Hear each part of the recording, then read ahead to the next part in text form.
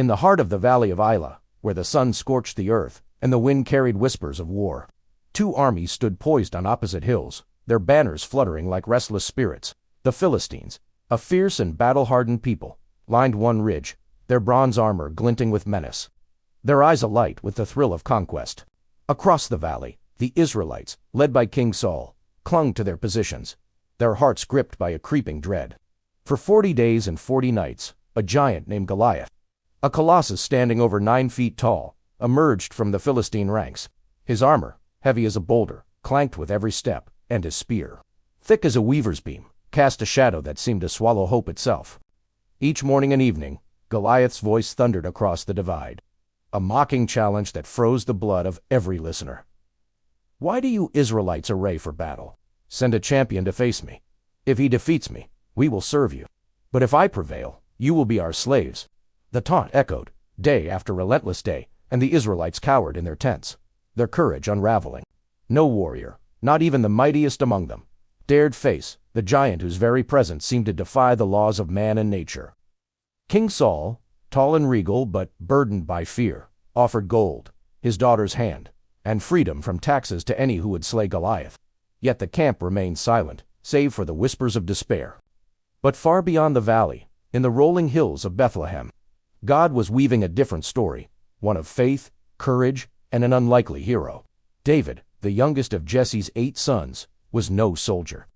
A shepherd boy, his days were spent in the quiet fields, guarding his father's flocks under skies that stretched endless and blue. His hands, calloused from wielding a staff, knew the weight of responsibility. His heart, tuned to the songs of God's creation, sang psalms of trust as he protected his sheep from lions and bears. One ordinary morning, Jesse called David from the pastures. "Take this grain and these 10 loaves to your brothers at the front," he said, his voice warm but firm. "Bring me word of their welfare." David, obedient and unassuming, slung his shepherd's bag over his shoulder, his trusty sling tucked in his belt, and set out, unaware that destiny awaited him in the valley of Elah. As David reached the Israelite camp, the air was thick with tension. He found his brothers Eliab, Abinadab, and Shammah among the ranks, their faces etched with worry. As he handed them the provisions, Goliath's voice roared once more, a bellow that seemed to shake the very hills. The soldiers flinched, some turning away, their shields lowered in shame.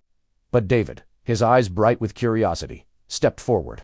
"Who is this uncircumcised Philistine?" he asked, his voice steady, "that he dares defy the armies of the living God?" His brothers turned on him, their words sharp with irritation. "Why are you here, little brother? Go back to your sheep." Eliab snapped, accusing David of pride and meddling. But David's heart burned with a fire. They could not understand a zeal for God's honor that no giant could extinguish. Word of the shepherd boy's boldness spread through the camp like wildfire, reaching the ears of King Saul. The king summoned David, his towering frame dwarfing the youth, who stood before him in simple shepherd's garb. "You cannot fight this giant," Saul said, his voice heavy with doubt. "You are but a boy, and he is a warrior from his youth." David's eyes met the king's. "Your servant has killed both lion and bear," he said. "The Lord who delivered me from their claws will deliver me from this Philistine. He has mocked the God of Israel, and God will not be mocked." Saul, stirred by the boy's faith, felt a flicker of hope. "Go," he said at last, "and may the Lord be with you." Saul offered David his own armor-gleaming breastplate, a helmet of bronze, a sword forged for a king. But the weight was foreign to David, the metal cold against his skin. He shed it, choosing instead his shepherd's staff, his sling, and 5 smooth stones plucked from the stream, each one fitting perfectly in his palm. The camp watched, some with pity, others with scorn, as David walked toward the valley. A boy against a giant. Goliath, seeing David approach, laughed, his voice a cruel rumble that rolled across the battlefield. "Am I a dog, that you come at me with sticks?" he sneered, his massive hand tightening around his spear. "Come closer, boy, and I'll feed your flesh to the birds and beasts." The Philistine army jeered, their shouts a wave of mockery. But David's face was calm, his heart anchored in trust. He stepped forward, his voice clear and bold. "You come with sword, spear, and javelin," he declared. "But I come in the name of the Lord Almighty, the God of Israel, whom you have defied. This day the Lord will deliver you into my hand, and all the earth will know that there is a God in Israel." The giant roared, charging forward, his steps shaking the ground like an earthquake. David did not hesitate. He ran toward Goliath, his sling already spinning, the stone a small but certain promise in his hand. With a single, swift motion, he released it. The stone flew, guided by an unseen hand, and struck Goliath's forehead with a crack that split the air.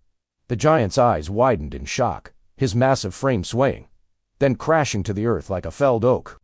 Silence gripped the valley, broken only by the gasps of the armies. Goliath lay still, defeated by a boy and a stone. The Philistines, stunned.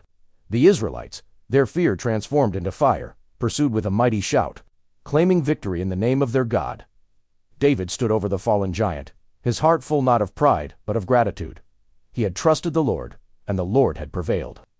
The camp, once heavy with despair, now buzzed with awe. "Who is this, David?" they asked, their voices rising like a song. But David, humble as ever, gave no thought to fame. He was a shepherd, a servant, a vessel of God's will. In the days that followed, the story of David's courage spread beyond the valley, a beacon of hope for a nation. It was not the strength of his arm, but the depth of his faith that felled the giant. And through him, God showed the world that no enemy, no matter how great, could stand against those who trust in him. The boy from Bethlehem, with a sling and a heart full of faith, became a symbol of God's power, a reminder that with the Lord, even the mightiest giants fall.